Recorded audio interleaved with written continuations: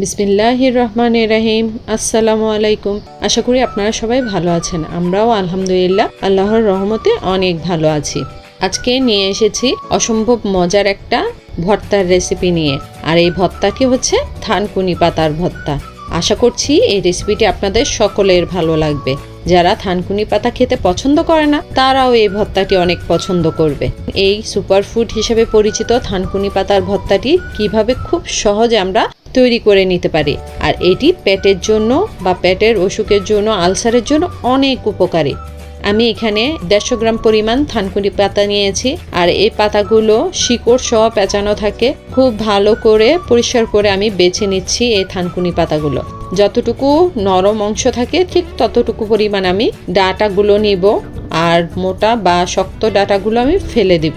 এই থানকুনি পাতার রয়েছে অসংখ্য উপকারিতা। থানকুনি পাতা বাচ্চাদের স্মৃতিশক্তি বাড়ায়, শুধু বাচ্চাদের না, বয়স্ক যারা মুরব্বী আমাদের বাসায় রয়েছেন তাদেরও স্মৃতিশক্তি বাড়াতে সাহায্য করে। পেটের পীড়া দূর করে, যাদের হজমের সমস্যা রয়েছে, হার্টের সমস্যা রয়েছে, লিভারের সমস্যা রয়েছে, যাদের উচ্চ রক্তচাপ রয়েছে, তাদের এই সব রোগের উপকারিতা হিসেবে পরিচিত এই থানকুনি পাতা।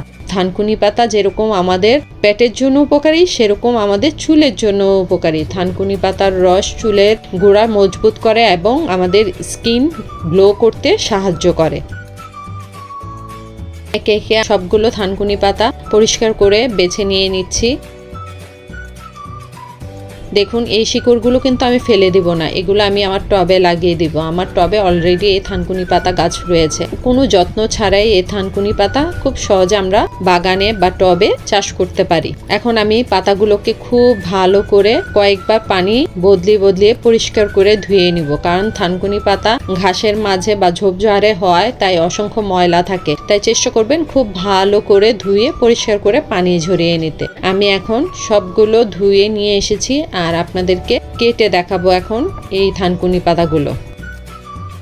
আপনারা চাইলে বটি দিয়েও এই থানকুনি পাতাগুলো কুচি কুচি করে নিতে পারেন।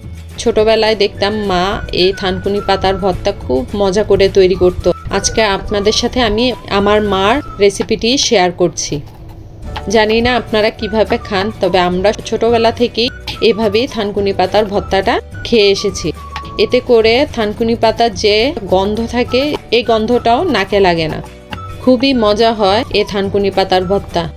আমার সন্তানও এটা খুব পছন্দ করে। আপনারা চাইলে এভাবে বাচ্চাদেরকে থানকুনি পাতার ভর্তা তৈরি করে খাওয়াতে পারেন। একে একে আমি সম্পূর্ণ থানকুনি পাতাগুলোকে কুচি কুচি করে নিয়েছি। আমি পাতাগুলোকে একটি পাত্রে নিয়ে নিয়েছি, সাথে দিয়ে দিয়েছি 1/2 কাপ পরিমাণ পেঁয়াজ কুচি। আমি এখানে কাঁচা পেঁয়াজটাই ব্যবহার করেছি। নিয়েছি 2টা কাঁচামরিচ। আমি কাঁচামরিচটা একটু ঝাল তাই কম করে দিয়েছি, আপনারা ঝালটা বুঝে ব্যবহার করবেন। নিয়ে নিলাম 2 টেবিল চামচ পরিমাণ ধনিয়া পাতা কুচি। এখন মরিচ, পেঁয়াজ আর ধনিয়া পাতাটা খুব ভালো করে সামান্য লবণ দিয়ে মেখে নিব। এখানে আমি লবণটা আমার স্বাদ অনুযায়ী ব্যবহার করেছি। আপনারাও আপনাদের পছন্দ অনুযায়ী লবণটা এখানে ব্যবহার করবেন। আর কেউ যদি শুকনো মরিচ খেতে চান, সেক্ষেত্রে শুকনো মরিচটা ভেজে এখানে ব্যবহার করতে পারেন। তবে এই ভর্তাটা কাঁচা মরিচ দিয়েই মজা হয়। অনেকে এটা শাক ভাজি করেও খায়, তবে কাঁচা খাওয়ার উপকারিতা অনেক বেশি।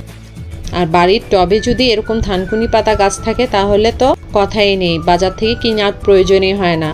এখন আমি পেঁয়াজের সাথে কেটে রাখা থানকুনি পাতাগুলোকে খুব ভালো করে মিশিয়ে নিচ্ছি।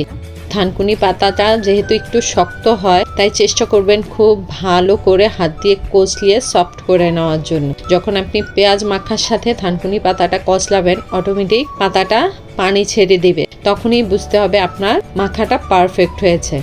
এখন দিয়ে দিচ্ছি সরিষার তেল। আর এই ভর্তার মধ্যে অবশ্যই সরিষার তেলটা মাস্টলি ব্যবহার করবেন। সরিষার তেলটা আমি খুব ভালো করে ভর্তার সাথে মেখে নিচ্ছি। ব্যাস, হয়ে গেল খুবই মজাদার একটা থানকুনি পাতার ভর্তা। আর এই ভর্তাটা যদি টেবিলে থাকে, সালাতেরও প্রয়োজন হবে না। এতই দুর্দান্ত হয় এই থানকুনি পাতার ভর্তাটি। আশা করছি আপনাদের এই ভর্তার রেসিপিটি ভালো লেগেছে। ভালো লাগলে অবশ্যই লাইক, কমেন্ট, শেয়ার করতে ভুলবেন না। এটি যেমন স্বাস্থ্যের জন্য উপকারী এবং স্বাস্থ্যকর, তাই এটি সুপারফুড। আজ এই পর্যন্তই। দেখা হবে পরবর্তী কোনো নতুন ভিডিওতে। সে পর্যন্ত সবাই ভালো থাকবেন, সুস্থ থাকবেন, আমাদের জন্য দোয়া করবেন। আল্লাহ হাফেজ।